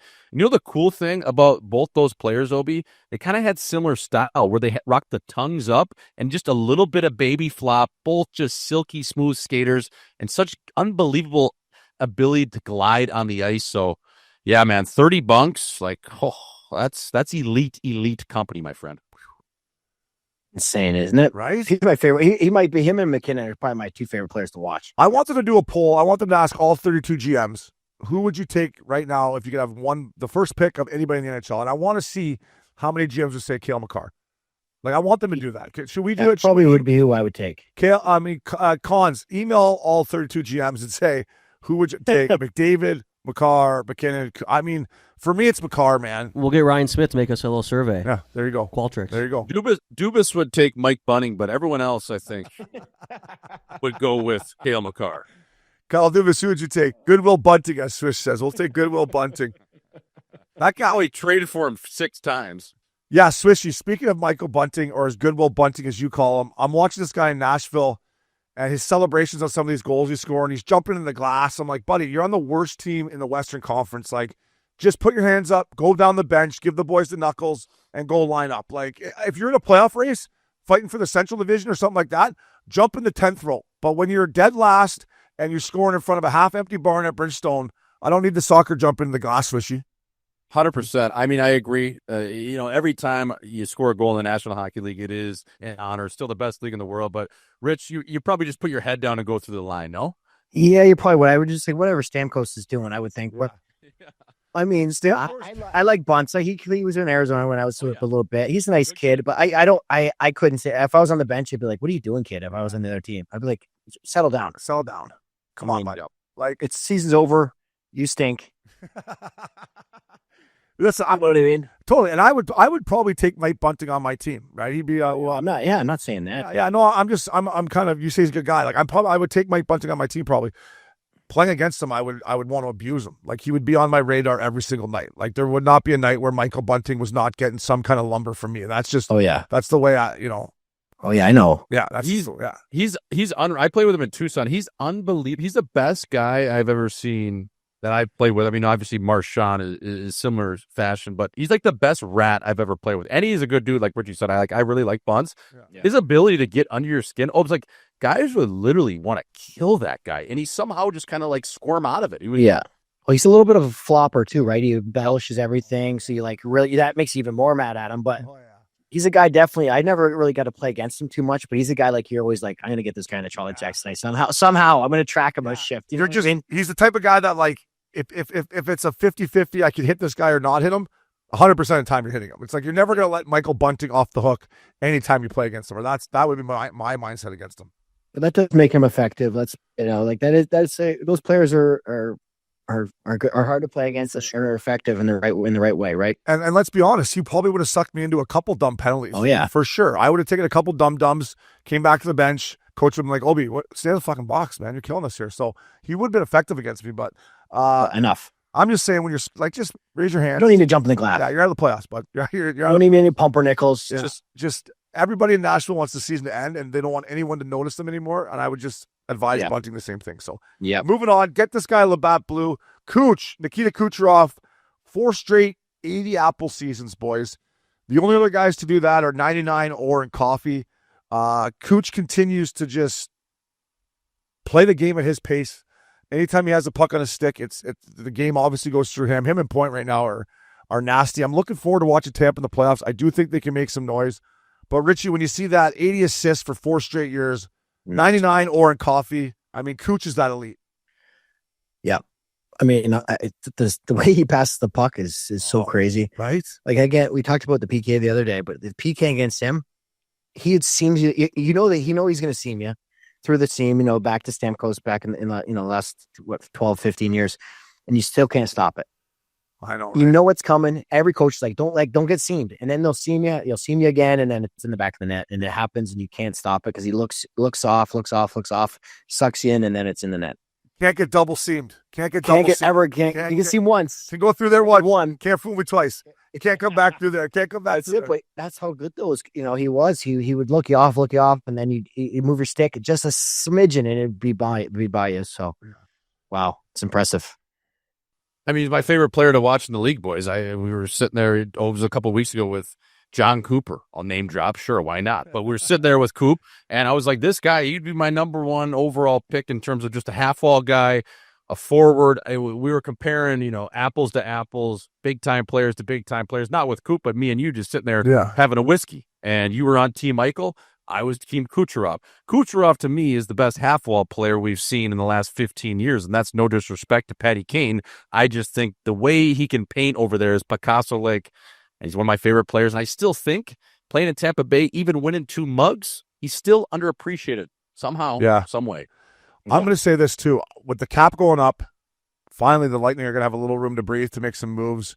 They're going to win another one. Before Kucherov and Point and those boys are done, they're going to win another one in Tampa. I truly believe that just with that core they got in there, with the moves they continue to make, I think those boys got one more in them. So we'll see what happens this playoffs. I can't wait to watch Tampa in the playoffs, boys. And last but not least for me, get this guy Labatt Blue. The whole fucking squad, starting with their head coach, Greener, who I know loves a good Labatt Blue, Brady Tkachuk, Bath, Timmy Stützle. The list goes on and on. The Ottawa Senators are back in the playoffs. It's great. They deserve it. I cannot wait to see Brady Tkachuk play playoff hockey. It's going to be must-see TV. To the fans of Ottawa, get out, sell out that fucking barn, get it rocking, because back in the day, Richie, as you know, we're both from Eastern Ontario, that rink would get going when the Ottawa Senators had good teams. Let's get that back. To all those boys, good on you. No one believed that you're going to get in there. Get yourself a Labatt Blue, Richie. I can't wait. And Rich, we may get to see the Battle of Ontario, buddy, which I would love. That would be just the perfect matchup, wouldn't it? Oh, it'd be so great. Yeah, I remember that last one. I think it was 2004. Last time they played, it went to Game 7, and the Leafs won. Was that when Patrick Lee went in a couple stinkers, didn't he? A couple Matt Sundin little laser beams from outside the blue line or something. Yeah, but that was the last time they played, 2004. Yeah, no, it's going to be great for hockey. It was good. It'll be great. And I like their team. And I was talking to old Nick Cousins yesterday, and he's coming back. I think he's going to play this weekend, so he's excited. He likes their group. And my Belleville boy, I got to give him best of luck and good luck in the playoffs, Cuzzy, buddy. No, speaking of rats, eh? Yeah. I would take Nick Cousins on my team 100% of the time. No, he's great. Once again, I cross-check him probably in the back of the neck when he's on the ice. But listen, Cuzzy coming back, perfect. And that Dylan Cousins, who I thought was kind of, a little bit overrated and buff, he's come in and done a nice job here. I didn't know he played as physical as he did. I remember his first game as a Sen, he had 9 hits. good on Greener, man. Travis Green's a great dude. He was one of my veteran guys my rookie year that kind of took me under his wing. And man, I love Greener, and to see him back in there doing the job, it's unbelievable. So, fellas, get some Labatt Blues in you right now, but get ready for that Battle of Ontario. Richie, dishing a couple Labatt Blues, fella. Yeah, I got a couple to give here. The first one, Labatt Blue, I'm going to give out is to Quentin Byfield. He had an unbelievable one-hand tip the other night, and then he just kind of stuck his hand out, one-hand tip, stayed focused somehow, and then he got his own rebound and tucked it in. But I really like this player. I think when Kopi decides to ever step away, if he ever does, this kid's going to be the number one center, and I think he's only getting better. He's getting stronger. His skating has got a lot better. He's going to be a real handful, I think, in the next 5 years in this league, and looking forward to seeing that. But enjoy the beer, buddy. And then the second one is to kind of an old dog, but he's kind of went under the roof there. The year is John Tavares. Fucking 37 goals. I know. And no one's really talking about him this year, but he's 34 years old, and I think this is one of his second or best, production wise in goals season he's had. So he's a guy that, for me, that I look at. He's 34. He's made a shitload of money, but he's a free agent this year. Someone's gonna give him another $8-9 million. Richie, I'll tell you what. I thought he's staying in Toronto for $4 million. Well, he's getting $8 or $9 million. He's got 37 goals, and let's say he gets to 40 here before the end of the season. It's like he's 34 years old. He's never been a speedster, so he knows how to play in the new NHL with the foot speed that he has. It's like, does he take a haircut to stay in Toronto? Like, I don't think he's going to. He's going to get paid. I think, again, like we talked about, centermen are hard to find, and he's a legit number 2 center. He's got 7. He's over a point a game, 40 goals. You're making $8-9 million. I know, and I don't know, but I think he's gonna have a big playoff. If they want to move on and if they play Ottawa, beat Ottawa, he's gonna have to have a big playoff for him. His agents should get on the blower to Pat Verbeek out here and say, listen, we want 7 for 8 years, $7 million. I mean, 7 years, $8 million. I mean, I wouldn't know if I would go 7. Well, I'm just saying, I'm shooting the fences here. No, I know, but wait, 5 years? Yeah, maybe Nashville could take another old dog. Oh, sure. I guarantee you, I don't know what's going to happen on July 1st, but I guarantee you Barry Trotz is going to be a little gun shy to fucking pull the trigger. Trotz is going to turn his phone off and just be like, I don't want to talk to anybody. I don't want to talk to anybody, boys. I don't want to talk to anybody. I'm going fucking golfing or whatever Trotz says. Fishing. I think he's a fisherman. No, but anyway, get yourself a beer. That's all I'm saying. Those two guys really had good weeks and playing well. Johnny Tavares, maybe back to the island. Maybe with Lou Lamoriello. I could see Lou repaying him. He's a loyal guy. Hey, listen, we all know they're like, it's part of fans are a big part of the game, and whatever they say, you just kind of let it. But dude, those Islanders fans were ruthless when he came back to Long Island. Like, I was texting Kevin Connolly being like, wow. Or I call him like, wow, you guys are ruthless. Like, do you think Tavares could forgive them for running over his jersey and fucking letting it on fire and be like, I'm going to come back and snap it around the UBS Center? Maybe not. I don't know. The bag might talk. I don't know. There's a little familiarity with Lou in Toronto there. I don't know. We'll see on that front. But boys, you know who I wanted to give a beer to? And I ran into this guy and I didn't even really recognize him. He looked more jacked. He told me he put on a couple LBs, but he was at the Roxy on country night. And I look over and it's Matt Cook. No way. Matt Cook. No. I got a nice little chat with Cookie. I don't know if you guys know him. Yeah, we do.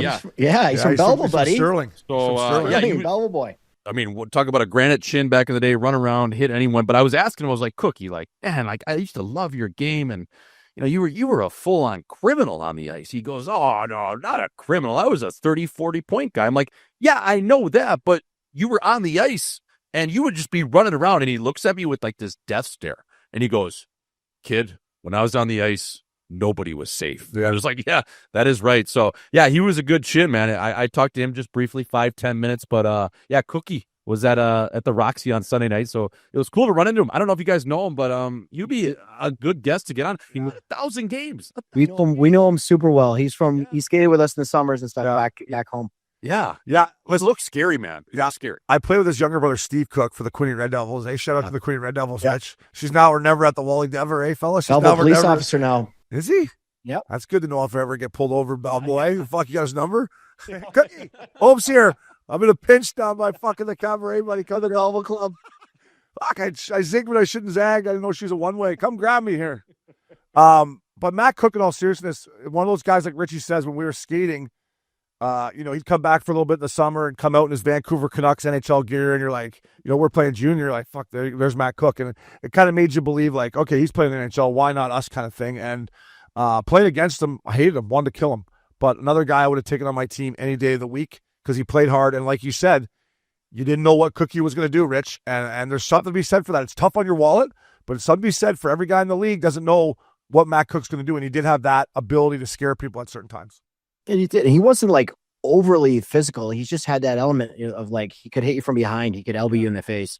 Yeah. I just want to give a little shout out to Belleville here in the Quinny area because he's from Sterling, about 15 minutes north. But we got Nick Cousins, Matt Cook, Andrew Shaw, and myself. I'll throw myself in there a little ratty at times. But so there's 4 of us from the L kind of the same area. I play against them all. But Belleville's got some rats. Just so yeah, no, you guys are fucking for sure you do. You got some guys that play like cross the line at times. Good skill though. All those guys get sound. Oh yeah, hell skill. One thing about the Belleville boys, they all pass it hard. Nick Cousins snaps it hard. Richie's one of the best passers I've ever met. You gotta be able to snap it hard. Oh yeah, baby. Yeah, let's try to get Cookie on. He'd be a great guest, Jay Swish. So that's unbelievable. Kyle, last but not least, fella, your dish to Labatt Blue.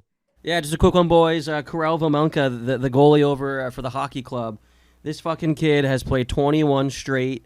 Started in that 21 straight, going on 22 tonight against Nashville. That's just kind of unheard of nowadays in the league. You had the Brodeurs and guys like that who used to do it in the early 90s, 2000s. But 20 games is a lot. He's going on 22 tonight. He's 12-6-3 right now. He's looking decent. So just a quick beer to him. Get that guy some rest here soon, eh? Yeah, well, he's about to. Why are they playing him so much? Where's Ingram? I think Ingram's actually been out with like personal stuff. He's in the program. Yeah, the program. So. Yeah. Oh. They've been leaning on the Corral, and 12-6, not too bad. Yeah, the hockey club's not getting in, obviously, but I think I would chalk it up to a successful year for the hockey club, right? Like, they're finding a way. They're learning how to win. Like, their power play's lethal. I think it's a big offseason to add some more character in that dressing room, in my opinion. Yeah, I mean, if you're veteran, if you're the general manager there, you're Billy Strongarm, and you're sitting, from when the season ends to July 1, you got to dust off the Amex. It's time to add some pieces. Go overpay for maybe a Sam Bennett. Maybe throw Brock Nelson a deal. You got to go big game. Brock Nelson. It's just time. It's time for them to take the turn, and you can't keep playing this rebuild where the time is now to round the corner and let's get this team into the playoffs, or at least give them the best opportunity to get in. Those guys deserve it, man. They've been grinding. Yeah.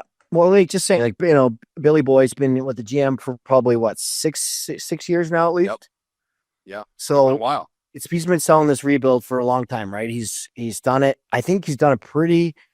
He's done. He's got a lot of the same players. I got to be honest. He needs some center. He has no centerman. That's a big need. Brock Nelson would be a good fit there. Yeah, but he's done a good job. But this is a summer. This is a chance for them that they need about 2 or 3 players, some character guys that go upset. But this is their summer to take a big swing. Yeah, and go for it. In my opinion, they have some. Keller, your brother. They got the Sergachev on the back end. They have some decent goaltending. Take a swing. Yes, this is the year. They got Marino on the back end. They got the other right shot kid there. Can't remember Jersey, but they have some players. Sergachev. You got to Sergachev. You got to go for it. I think this year they're gonna have some money to spend. The owner wants to spend the money. You got to go for it. Yeah, I mean, I'd rather have Sam Bennett than Brock Nelson, but I don't know if they're going to be in the Sam Bennett sweepstakes. Sam Bennett is not coming to Utah. No, he's not. But I think Brock Nelson, if you want to overpay him, you might be able to get him to. He'd be a nice fit. I mean, I don't watch a lot of Islanders games, obviously, but since he's been an Av, like you talk about a face-off guy, he fucking snaps him back Richardson style, and I would like for him to play with a little more fucking jam. I don't think he has it in him, but if I was critiquing his game, like, you're 6'4", play a little bit like. But a good face-off guy, responsible, 200-foot game, and has skill. Plays power play. Like, that'd be a nice fit for the hockey club. Yeah, they need centerman, buddy, big time. So, who else they could use as a veteran presence, Obes, on that team? Who? None other than Salt Lake City-born Trevor Lewis coming home. Yeah, I would have no problem with bringing Lou Balls in there. Come home, throw him on that fourth line, teach his kids how to work. Yeah, play exactly. Yeah. We'll text the house there. We'll text Smitty. We'll text Smitty after the show and say, "Hey, bring this guy." I'm being serious. No, I am too. I would be a great fit. That's the kind of guy they need. Someone that's won. Someone knows what they're doing. Someone knows doesn't panic in the games, and you know what I mean. A little calming presence. 'Cause, you know, Keller's been there how long now? 9 years. He's played what 6, 7 playoff games Yeah, in the bubble too. They don't in the even bubble. count. That doesn't even count. I mean, Doesn't even count. Is that Fuck, you were on the team then, hey Rich? You're I buzzing. did score the winning goal to take us to the second round, but who knows? You were buzzing there in the bubble. I said, fuck, they must have beers in there for the fellas. He's buzzing. That was when Richie Babe rolled off Johansson right there. Yeah, off that was the a dot, rollover yeah. there, overtime there to win the series. No big No deal. big deal. Shake the hands. Hey, boys, good luck next year. Good luck. Hey, Go get it, good boys. series, boys. See you, boys. I was saying, you lucky pricks, you get to leave this bubble. Yeah, That's what I no was kidding. saying. Go have a time, fellas. I love that stuff, Richie. That's good intel. Jay Swish. Boys, get yourself a Labatt Blue. Always drink responsibly. Moving on, it's the Missin Curfew. Dog of the week. Last night, I'm sitting there watching TNT, half in the bag. And what happens? My old buddy Corey Perry goes to the net. And Jordan Binnington goes hammerhead style from slap shot and finally snaps again. I loved it. I love that Binner. Wasn't going to take any shit. Pears was in his fucking blue paint. He gave him one with his glove on and jumped on top of him. Pears ended up fighting neighbors. But Jordan Binnington, you're my Missin Curfew dog of the week. You don't want your goalie doing that all the time, Swishy, but I do love that Binner still has that ability that if you want to fuck around with him, he will snap, and he's got that fight in him. So, Binner, you're my dog of the week. Never lose that, bro. I love that. And, that's a sneaky, dirty play from the Worm there, Obes. She's skating The Worm's right greasy. into the chin The Worm's of greasy. Jordan Binnington. Yeah, grease. He knows it. You take a guy out with that skate, man. That's right around the chin, right around the neck, especially with a goalie. You can get extended. There's not a lot of protection there. So I love when Binner takes matters into his own hands. He does that about once a season, and he just went full criminal. He unleashed, got him a couple times, and then the thing is I love is a guy like Jake Neighbors and all those guys jumping in right away, right for Binner, because they obviously took exception to that, not only because he's a teammate, but that's their goaltender, Rob. So Neighbors right in there, good Western leaguer. You love to see it. Yeah, love to see it. It was great. Yeah, I was loving I it. would love to see him. I'd actually like to see if he's tough or not, though. I'd like to see him shed the mitts once in a while. He tried to fight Fleury. I know. I just love to see it. I know he's tried, but Yeah. he's a string bean. I'd like to see if he can throw him. Yeah, I would say, being his roommate, one of his better friends, he's crazier than he is tough. So that could help. That's a good thing. But you know what I mean? Like, I like what he does. I just want to see him go. I love goalie fights. Yeah. Is there anything better? No, goalie fights are great. He had one in the jungle. He fought Phoenix Copley when he was playing in Providence. Chris, you find that? And Cops. Oprah was in Hershey. Princey will find that. Princey's probably got that on the file somewhere. He got shit on file that we don't even want to know what he's got on file, boys. He's got shit on shit. Delete your history, bud. Yeah. Best goalie fight I've ever. Well, Patty Waugh Osgood was a good one too, or Vernon. I forget who it was, but Ronnie Hextall, Felix the Cat Pop, man. Oh yeah. Never forget it. I was young, 3800 drive. Felix did well in that. Felix comes all the way down, and I'm like, oh fuck, Felix might be biting off more than he can chew here. Old Ron Hextall, he was the heavyweight goalie of all time. Yeah. And the Cat got that bucket off quick and just started the lawnmower on him. Cut Hexy over the eye. I just remember watching it being like, that was the greatest thing ever. Felix the Cat Pop, man, chucking him with Hexy. That was fantastic. Can I tell you my favorite goalie fight ever? For sure. Razor, Ray Emery versus Steven Peters. Andrew Peters, whatever. Yeah. He's fight. I've never seen a goalie fight a heavyweight and say, "Get out of here, ref." And a heavyweight player, not a goalie. Razor was, rest in peace. Obviously, he was a killer, man. Big Erd said him and Razor would fight in practice in Ottawa. I know. They'd fight each other. That's like, imagine fighting it like a forward or something. Like, you're not fighting the goalie. Like, yeah. Andrew Peters was a killer too, like a murderer. Like, he had the long arms. He would just hold guys out, and like Razor just hung in there with him and all that goalie gear. And like you said, wanted it. Took the line. Get out of here. I got him. Yeah, I got him. Yeah. Love it. Binner, keep kicking, buddy. Don't ever change. It's milk carton time here at Missin Curfew. Listen, I respect Rhett Warner. I remember when the Flames went on their run in what was that? What was that run before the lockout that they played the Lightning? What year was that? 2002 or something like that? Yeah. The Red Mile was humming. Cowboys was fucking making tons of money. Listen, I respect Rhett Warner. However, I saw a comment on X. He's talking about they should trade Mackenzie Weegar right now because, he's 31 years old and he's slowing down. Like, fine, if Rhett Warner thinks Weegar's slowing down, that's his opinion. Everyone can have their own opinion. But to me, Rasmus Anderson's going to leave town. I don't think they're going to be able to re-sign him after next year. Maybe that'll prove me wrong. For me, I would trade Mackenzie Weegar. I'd make him the next captain of that team. He's embraced Calgary. He wants to stay there. He wants to win there. He's the reason they're getting a new rink. He did the press conference and saying they need a new barn. They're getting a new barn. So Rhett Warner, fella, I'm putting you on the milk cart, and I couldn't disagree more. I would never trade Mackenzie Weegar. If anything, after Backlund leaves, or I would even maybe make a switch now, and this is no disrespect to backs, I would make Mackenzie Weegar the captain of the Calgary Flames, Richie, before I would ever think about trading him. He's got 6 years left, I think, at $6 million. Guy's playing 27 minutes a night for them, and you're talking about trading him? To me, that's milk carton material. I don't like it. I'm putting Rent Warner on the milk carton. Yeah, just saying, working for them or whatever. I mean, I know how much that the organization respects and loves what Mackenzie Weegar brings to that team. He is a kind of a captain material. And I think once Bax has got one more year on his deal, and I think next year, and then I could see him probably being done. Yeah. He would be the perfect captain. And you know what? Calgary's a spot when you see it when you work for the team like that. It's not the most desirable spot to go play in the league. Let's be honest. No, for sure. So when you have someone that plays that well and wants to be in Calgary, you got to keep them there. And it's not easy to get free agents in your Calgary Flames. You got to draft well and develop players and make them want to be there. It's hard to get guys. So if you have someone like that can play that well and is that good a guy, you keep him there. 100%. I mean, he just seems like he's a spokesperson of the team. Obviously, he's your boy. But anytime I see a clip, press conference, Weegsy just seems like that's the role he wants. And it looks natural to him just to be the face of that franchise. So, yeah, man, what are you talking about getting rid of this guy? Yeah. And listen, Rent Warner's in the city. I watch a lot of Flames games. I don't watch every game, so maybe he's seen something that I'm not seeing. And obviously, I'm a little biased because Weegsy's my boy. I love the kid. But I would say right now he's probably playing too many minutes too, right? He's playing like 27 a night. Like, I think in a perfect world, you got Mackenzie Weegar at 24, 23 minutes. But that, their back end's not perfect right now.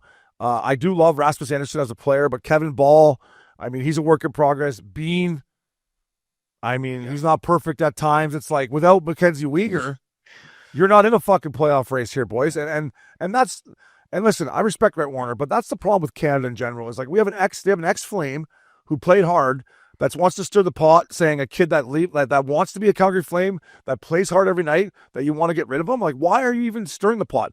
Everything in Calgary should be positive right now. You're somewhere where no one thought you were going to be.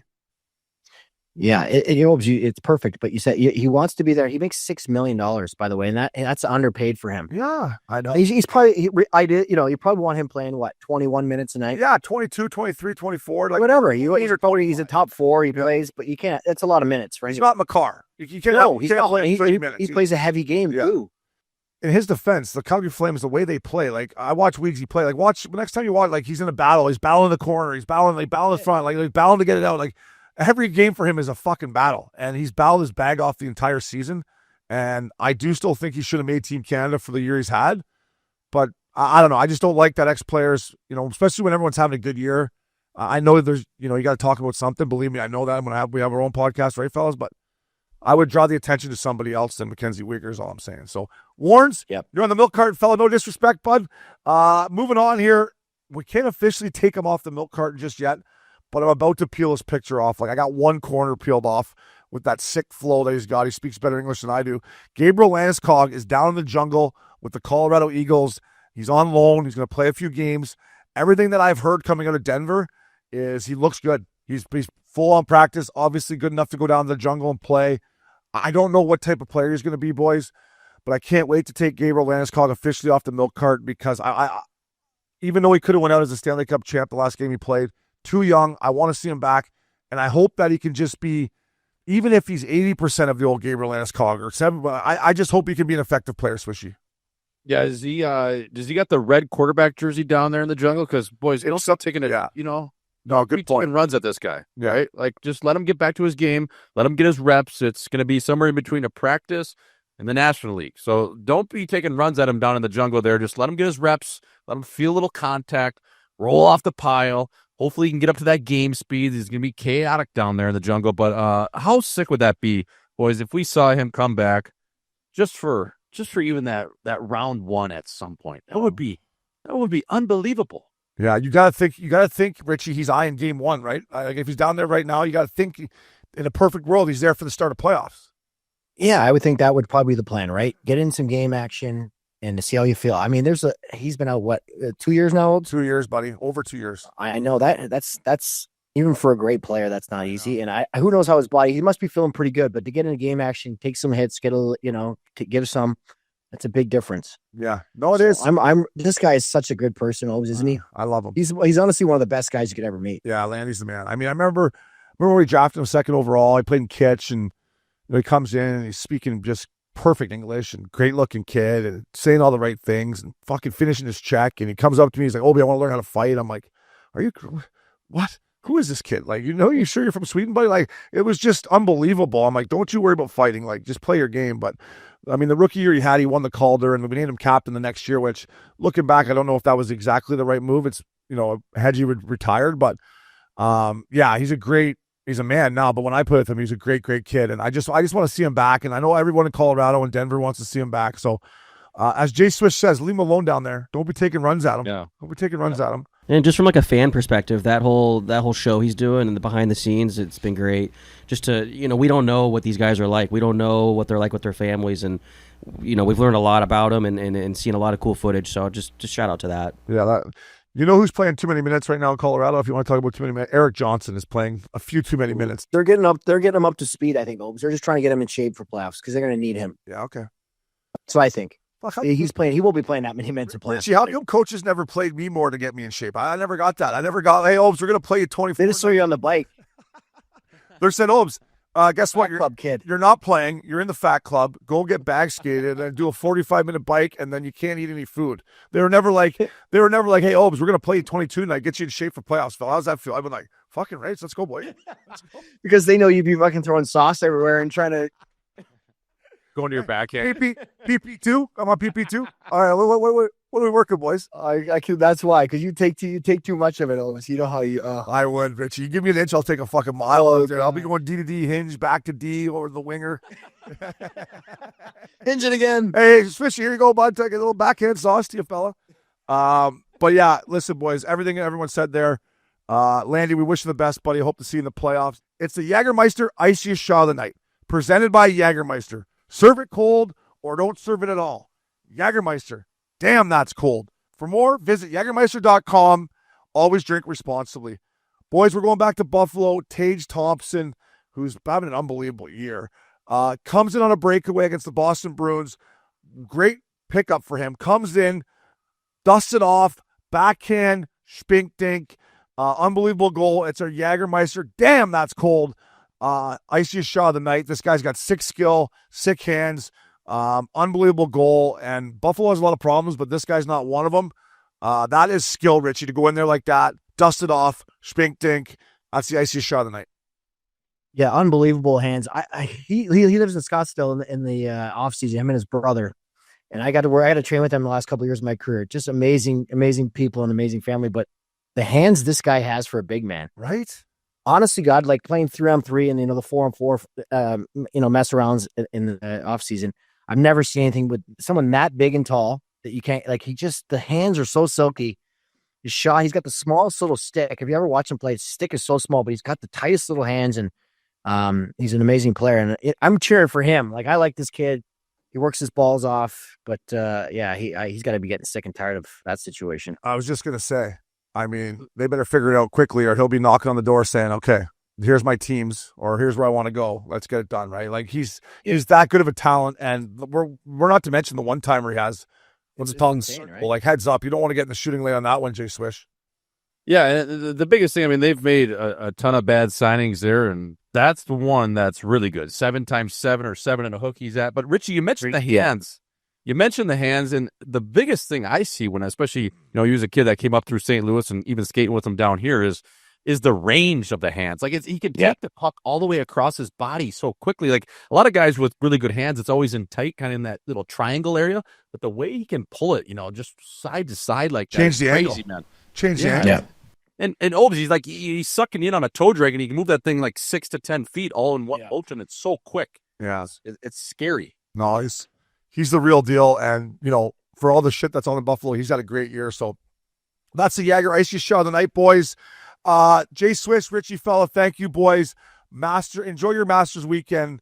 Update right now: Justin Rose 65, Scheffler shot a 68, Rory is 4 under at 14. I got my money on Rory, boys. Scheffler being right there doesn't make me feel good, but this is the best weekend of the year. Tell Jess I love her, but to leave you alone, Leave you alone this weekend. Just let you enjoy the Masters, bud. Yeah, I mean, you gotta tell my kids that too. But no, I love it. I'm a tape guy. I'll tape, sit on the couch. I'll tape it, walk away for a while, and then watch it at night when the kids are sleeping. You know. Okay, so don't text you. Don't text you. I don't need any updates from you. So Okay, you're one of my go-to guys. You're one of my go-to guys. But okay, I can do that. I can do that. all right, boys. Boys, thank you so much to Hall Pass Media, Max Ice Pick Pickup, Kyle Conway. That was Missin Curfew. Fella.